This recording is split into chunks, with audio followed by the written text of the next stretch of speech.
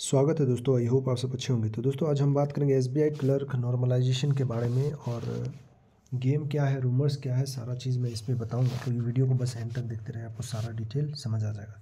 देखिए दोस्तों, first of all simple बात आपको कहना चाहता हूँ कि देखिए दोस्तों, यहाँ पे मिसगाइड करने में नहीं आया हूँ। जो आपको कट ऑफ प्रिडिक्शन दिया हूँ, ठीक है, वो बस एनालिसिस है प्रीवियस ईयर के बेस में, ठीक है। तो प्रीवियस ईयर का फर्स्ट ऑफ ऑल मैं बताता हूँ कि प्रीवियस ईयर में क्या हुआ था। आपको डेफिनेटली पता होगा कि लास्ट ईयर क्या हुआ था। जो जनरल का जो था 70 के नीचे नहीं था, ठीक है, 70 के ऊपर था। ईडब्ल्यूएस का भी 70 के ऊपर था या 70 था। मोस्ट ऑफ द स्टेट में 70 भी कट ऑफ गया, 70 के ऊपर भी गया जनरल और ईडब्ल्यूएस में। दूसरा ओबीसी का आपका जो देखने को मिला कि 60 प्लस गया, ठीक है, और एसटी एससी का भी देखने को मिला कि 60 प्लस गया लास्ट ईयर के केस में। उससे पहले अगर आप देखिएगा तो जनरल ईडब्ल्यूएस और ओबीसी सेम था, मतलब जनरल और ईडब्ल्यूएस 70 प्लस, ओबीसी 60 प्लस, और जो आपका एसटी एससी था वो 50 प्लस या 50 प्लस। तो ये चेंजेस था उससे पहले का। तो देखिए दोस्तों, फर्स्ट ऑफ ऑल सिंपल सा बात मैं कहूँगा कि इस बार क्या रहने का चांसेस है। इस बार सिंपल सा देखिए, एक रियल बात करते हैं, फैक्ट पे बात करते हैं। ये बात किसी को पता नहीं है कि क्या होगा। 70 कट ऑफ मिनिमम होगा, 65 होगा या 60 होगा। एसबीआई डिसाइड करेगी, कोई नहीं बता सकता, बस हम प्रिडिक्शन कर सकते हैं, ठीक है दोस्तों। बहुत सारे चैनल पे आप देखिएगा तो अपना अपना हिसाब का कट ऑफ बना रहे हैं, ठीक है, मैं भी बनाया हूँ मैंने, लेकिन रीज़न बताया आपको कि ये पॉसिबिलिटी है, हो सकता है इसके नीचे भी आपका कट ऑफ रहे। तो ये पॉइंट आप नोट करके रखिएगा दोस्तों। और देखिए यहाँ पे मोस्ट ऑफ द स्टेट में इस बार जो मेरा ये देखिए दोस्तों, ये आप प्रिडिक्शन कहिए या मेरा एनालिसिस कीजिए या कुछ भी कहिए, मेरे पॉइंट ऑफ व्यू से इस बार जो आपका मेंस का कट ऑफ रहने वाला है एसटी एससी का, वो आपका 50 प्लस रहने वाला है। मेरे पॉइंट ऑफ व्यू से, हो जाए गलत अलग बात है, लेकिन मुझे लग रहा है कि 50 प्लस होना चाहिए। ओबीसी का 60 प्लस, ठीक है, ओबीसी का 60 प्लस। जनरल और ईडब्ल्यूएस कंफ्यूजिंग में है, जनरल और ईडब्ल्यूएस भी 60 प्लस होना चाहिए मेरे पॉइंट ऑफ व्यू से, लेकिन वो एसबीआई बताएगी एग्जैक्टली क्या होगा। क्योंकि आपका देखिए दोस्तों, सितंबर तक एक और नोटिफिकेशन आने वाला है एसबीआई क्लर्क का। तो मान लीजिए वो 70 भी रख सकती है। रखने का क्या रीज़न है, अगर 70 रखती है तो बहुत सारा बैकलॉग वैकेंसी जाएगा, वो वैकेंसी आपका नेक्स्ट रिक्रूट में जो सितंबर में नोटिफिकेशन आने वाला है उसमें ऐड हो जाएगा, ये भी कर सकती है। तो ये चीज़ आप समझिएगा। तो 70 रखने का क्या पॉसिबिलिटी है यहाँ पे। और जो मैंने 67 वाला को कहा है कि सिलेक्शन होने का क्या चांसेस है आपका, वो बस पार्टिकुलर स्टेट के लिए मैंने बताया है कि 67 मान लीजिए आपका मिज़ोरम से 67 जाता है और कट ऑफ वहाँ पे 70 रहता है, तो सिलेक्शन आपका कैसे होगा, नॉर्मलाइजेशन पे। और नॉर्मलाइजेशन देखिए दोस्तों, अब जितनी वीडियो देखना है आप देख लीजिए यूट्यूब पर। रियल बात है, नॉर्मलाइजेशन का कोई आंसर नहीं है, अनएक्सपेक्टेड है नॉर्मलाइजेशन। क्या होगा कोई नहीं जानता है नॉर्मलाइजेशन में। कहा जाता है कि डिफ़िकल्ट शिफ्ट को इजी शिफ्ट से बैलेंस किया जाता है, ऐसा केस है। लेकिन एसबीआई एक्चुअल में क्या होता है वो एसबीआई ही जानती होगी कि क्या सीन होता है। लेकिन जो मेरा जो पॉइंट ऑफ व्यू मैंने अब देखा है, जो जो पर्सनल एक्सपीरियंस है, जो 5 से 7 मार्क्स मैंने देखा है बढ़ते हुए, ठीक है, जो अपने भाई बहन का एक बार देखा था, तो यही मेरा अपना एक्सपीरियंस है। अब उनका कहना था कि इतना मिल रहा है, मेरे को इतना ही मिलना चाहिए था, ठीक है, तो उससे 5 मार्क्स 6 मार्क्स ज़्यादा मिला, तो वो कहा गया कि नॉर्मलाइजेशन के कारण मिला गया। लेकिन एक्चुअल में नॉर्मलाइजेशन का कोई आंसर नहीं है दोस्तों। अगर कोई बता रहा है कि ये फार्मूला यूज़ कर लो, ये कर लो, वो कर लो, वो कर लो, टोटली गलत है। सिंपल सा बात बताता हूँ, एसबीआई ही जानेगी कि क्या करना है एसबीआई को, ठीक है दोस्तों। तो इसका आपको टेंशन नहीं लेना है। ये जो खेला चल रहा है ना यूट्यूब पे, देखिए, चाहे मैं बनाऊँ या कोई भी बनाए, व्यूज़ का खेला चल रहा है दोस्तों। सिंपल बात में व्यूज़ का धंधा चल रहा है, क्योंकि बच्चे जो है परेशान है। दिमाग में मैं समझ रहा हूँ आप लोगों के दिमाग में क्या चल रहा है, फ्रस्ट्रेशन बहुत हाई है, इसलिए वीडियो देख लेते हो आप। लेकिन रियल बात है, देखिए सिंपल सा बात है, नॉर्मलाइजेशन के बारे में कोई नहीं बता सकता है। अगर जो बता रहे हैं ऐसे होगा ऐसे होगा, टोटली गलत है। नॉर्मलाइजेशन में मार्क्स बढ़ रहा है, गिर रहा है, क्या हो रहा है, नहीं हो रहा है, कोई नहीं बता सकता। कुछ लोग कह रहे हैं कि एक्यूरेसी 100% है। अब एसबीआई तो मेंशन नहीं की है कि एक्यूरेसी अगर 100% हो तो नॉर्मलाइजेशन में हम लोग 7-8 मार्क आपको ज़्यादा देंगे। ये केस नहीं है।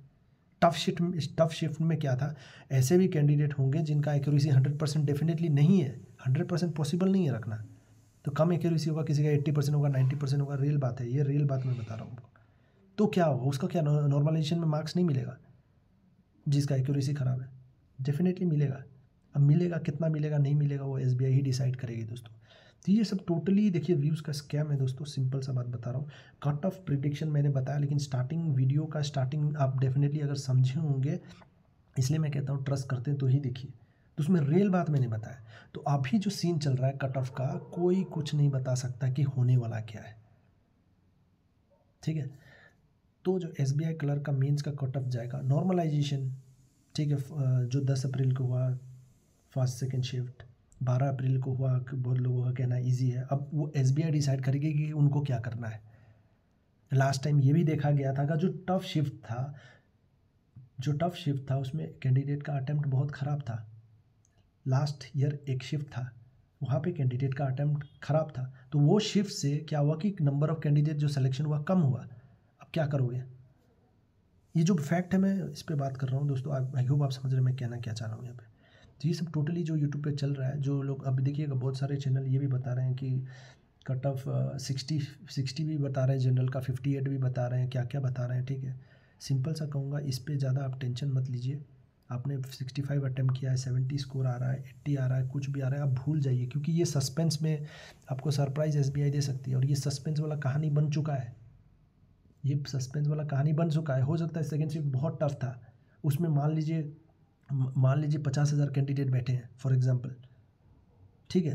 50,000 में से वो उन पे डिपेंड करेगा कि अगर वो मान लीजिए 200 कैंडिडेट को ही लेते हैं तो क्या करिएगा।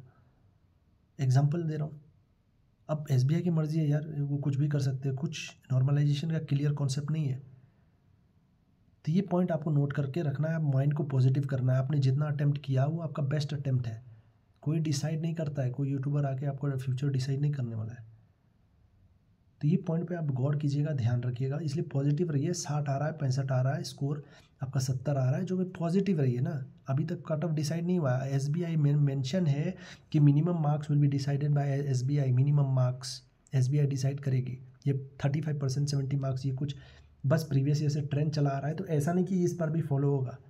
अब देखिए एक चीज़ आप खुद गौर कीजिए, इस पे बहुत सारा लोग कंडीशंस लगाते हैं। अगर 2000 लास्ट ईयर से देखेंगे, 2022 में अगर आप देखिएगा तो वहाँ पे एसटी एससी का 50 गया था, ठीक है।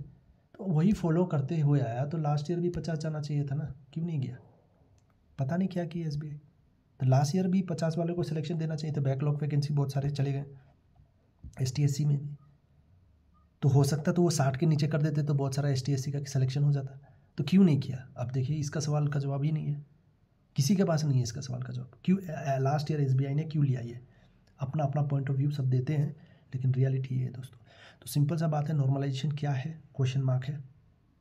क्या होगा, कितना मार्क्स बढ़ेगा? एक लॉजिकल अप्रोच से मैं बोलता हूँ कि हाँ आपका एग्ज़ाम अच्छा गया है तो नॉर्मलाइजेशन डिफ़िकल्ट शिफ्ट में मेरे अकॉर्डिंग क्या है कि आपका एक्यूरेसी ख़राब हो, अच्छा हो, जो भी हो, डिफ़िकल्ट शिफ्ट है तो कुछ मार्क्स आपको मिलेंगे। अब कितना मार्क्स मिलेगा? 5 to 7 मार्क्स में, बस ये अजम्पशन है जो मैंने देखा है। अब बहुत लोगों का इसमें कहना है कि 10-12 मार्क्स भी मिल सकते हैं, तो हो सकता है ना, कुछ भी पॉसिबिलिटी है। तो इसका क्लियर कॉन्सेप्ट नहीं है नॉर्मलाइजेशन का, तो इसलिए आपको पैनिक नहीं होना है, पॉजिटिव रहकर नेक्स्ट एग्ज़ाम पे फोकस कीजिए, मेहनत कीजिए, इसको अभी भूल जाइए थोड़े दिन के लिए। आई होप आप समझ रहे हैं मेरी बात, वरना आपका जो अपकमिंग एग्ज़ाम आने वाला है वो भी ख़राब हो जाएगा। तो आपने जो जी के मेहनत किया है दिसंबर, जनवरी, फरवरी, मार्च, कंटिन्यू कीजिए। देखिए ये बहुत इंपॉर्टेंट है, कंटिन्यू कीजिए। आईबीपीएस में काम आएगा, नेक्स्ट एसबीआई में भी काम आएगा, आईबीपीएस आरआरबी है, बहुत सारे एग्ज़ाम्स आना है, इंश्योरेंस का एग्ज़ाम आना है, एफसीआई आने वाला है, सब सारा चीज़ बहुत एग्ज़ाम है, आपको जो हेल्प होगा। तो दिसंबर से अगर आपका जी के तैयारी है, बैंकिंग अवेयरनेस, करंट अफेयर, सारा चीज़ स्टैटिक, तो आप डेफिनेटली बहुत आगे होंगे। तो ये सब आप जो है ना, ये जो खेला चल रहा है इससे थोड़ा बच के रहिए, माइंड को कंट्रोल कीजिए, अपना माइंड को समझाइए कि क्या चल रहा है। नॉर्मलाइजेशन का एक्चुअल आंसर किसी के पास नहीं है। आई होप आप समझ गए होंगे दोस्तों। फिर भी कोई डाउट हो तो कमेंट कीजिएगा, मैं पूरी रिप्लाई देने की कोशिश करूँगा, हो सके तो टेलीग्राम ग्रुप ज्वाइन कर लीजिएगा। मिलते हैं नेक्स्ट वीडियो में दोस्तों, कोई भी डाउट हो कमेंट कीजिएगा। ठीक है। पर्सनली कमेंट कीजिएगा, कोई भी डाउट हो टेलीग्राम से मैं रिप्लाई पूरी देने की कोशिश करूँगा, या फिर मेल कीजिए हमें पर्सनली ROASTKING9862@gmail.com पर। आई होप आप समझ गए होंगे पूरा वीडियो का मैटर क्या है। तो ये रियलिटी है दोस्तों, फैक्ट है। ठीक है, मिलते हैं नेक्स्ट वीडियो में दोस्तों। ऑल द बेस्ट जो भी भाई बहन